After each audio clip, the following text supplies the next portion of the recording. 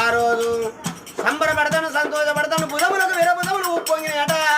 రాదు చక్కెర వేసుకున్న తమల బాకి బియ్యం చదరన విండమ్మా అయినా భార్య అన్న మాట నిజమే మాకు 10 మంది చుట్టాలు ఎవరు 10 మంది బాంధవులు ఎవరు నాకు లేక లేక కలిగింది పెద్ద బిడ్డ అనాదేవి పెళ్లి చేసిన అత్తగారింటికి దూరన అందుకే అంటారమ్మ వారముల వారము శుక్రవారం మించిన వారం లేదు దేవతల్ల దేవత పోషవని మించిన దేవత లేదు చుట్టముల్ల చుట్టము